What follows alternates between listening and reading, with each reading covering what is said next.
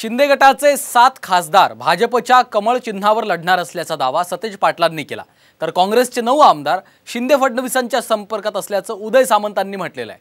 सत्ताधारी आणि विरोधकांच्या दाव्यानुसार राज्यात पुन्हा एकदा राजकीय भूकंप होणार का? पाहूयात या रिपोर्टमधून। महाराष्ट्रात पुन्हा राजकीय भूकंप होणार। शिंदेंचे खासदार भाजपच्या तिकिटावर लढणार। काँग्रेसचेही 9 नेते भाजपच्या संपर्कात। सतेज पाटील उदय सामंतांच्या दाव्यांमुळे खळबळ। नवीन वर्षाच्या सुरुवातीलाच राज्यात राजकीय वातावरण चांगलंच तापलंय। लोकसभा आणि विधानसभेच्या निवडणुका अवघ्या काही दिवसांवर येऊन ठेपल्यात। अशात इनकमिंग आणि आउटगोईंगची चर्चा जोरात सुरू झाली आहे। शिंदे गटाचे 7 जण भाजपच्या चिन्हावर लढण्यासाठी उत्सुक असल्याचा दावा काँग्रेसच्या सतेज पाटलांनी केला आहे। कुणाची फायनल आहे? कुणाची फायनल? भाजपची नावं फायनल नाही आहेत। शिंदे गटातल्या गेलेल्या खासदारांनी 7 खासदारांनी, माझी एक माहिती आहे, 7 खासदारांनी लेखी दिले की आम्हाला भाजपच्या चिन्हावर उभा राहायचं, भाजपच्या चिन्हावर उभा राहायचं म्हणून लेखी दिले। 10 तारखेला निर्णय आमदारांचा काय होतोय त्याच्यावर पुढचं राजकारण अवलंबून असणार आहे। आणि म्हणून मला वाटतं उमेदवार या जानेवारी अखेरपर्यंत एकदा सीट वाटप आमचं झाली की उमेदवारी फायनल झालीच असं आम्हाला हरकत नाही। या दाव्यानंतर धनंजय महाडिकांनी सतेज पाटलांकडे बंगाली बाबा असल्याचा टोला लगावला, तर शिंदे गटाचे नेते उदय सामंतांनी काँग्रेसचेच 9 नेते शिंदे फडणवीसांच्या संपर्कात असल्याचा दावा करून जशास तसं उत्तर दिलं। ते काय त्यांच्याकडे बंगालची काय माणसं आहेत, त्यांच्याकडे हे सगळं जादूटोना करणं, भविष्य सांगणं हे त्यांनाच जमतं। भाजपच्या तिकिटावर शिवसेनेचे लढणार असतील तर ते शिवसेना घोषित करेल ना।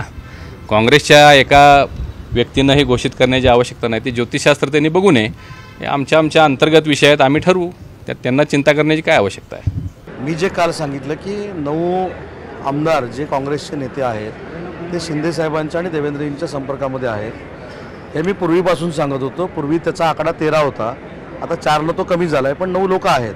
आणि हे कदाचित काही लोकांना कळल्यामुळं हे कुठं प्रकाशात येऊ नये म्हणून आमच्यातले भाजपच्या संपर्कामध्ये आहेत हा सांगण्याचा काही लोकांचा अट्टास असावा। आमचं कोणी कोणाच्या संपर्कामध्ये नाही। आम्ही एकनाथ शिंदे साहेबांवर विश्वास ठेवतो आणि एकनाथ शिंदे साहेब जो निर्णय घेतील तो आम्हाला मान्य राहतो।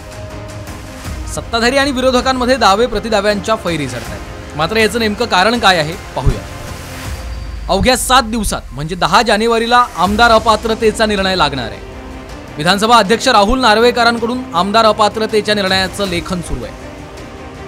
अध्यक्षांचा निर्णय विरोधात गेल्यास शिंदे गटाचा पक्षावरचा दावाच फोल ठरण्याची शक्यता आहे। शिवाय आमदारांवर अपात्रतेची तलवार कोसळली तर जनमतही विरोधात जाण्याची भीती आहे।